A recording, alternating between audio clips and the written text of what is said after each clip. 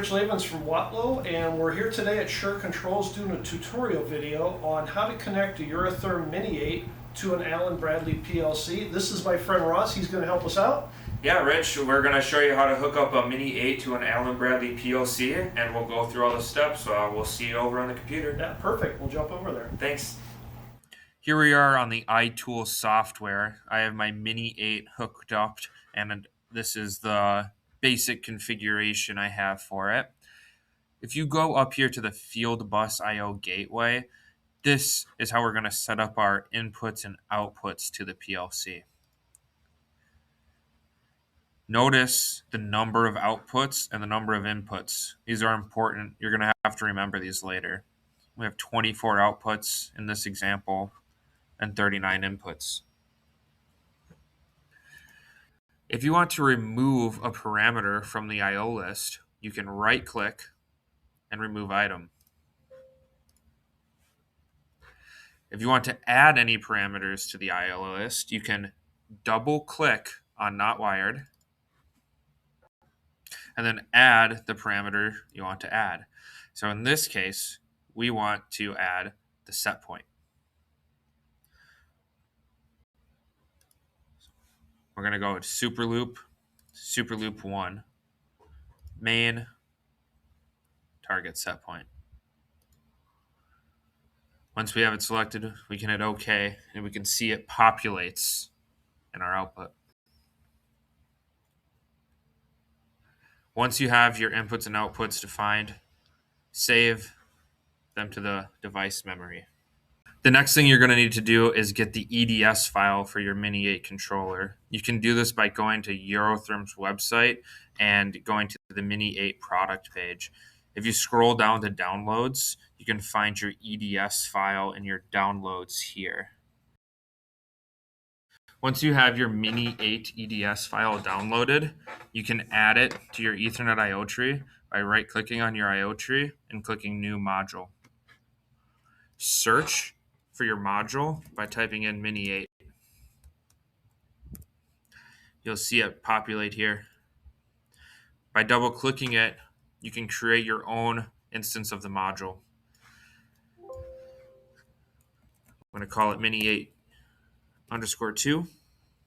I'm going to assign it an IP address of 192.168.1.149. The Mini8 that is actually plugged in is .224, but I can't have duplicate IP addresses in my I/O tree, so I'm just going to set this one up as an example.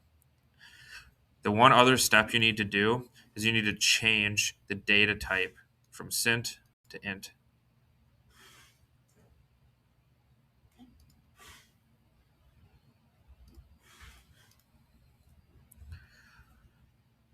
Once you are finished with your module, click OK, and you will see it populate in your Ethernet I/O tree.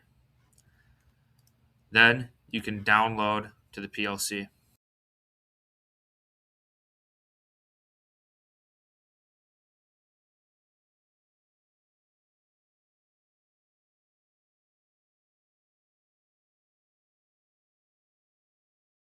Once you finish your download and you're back online with the PLC, you're going to go to the controller tags.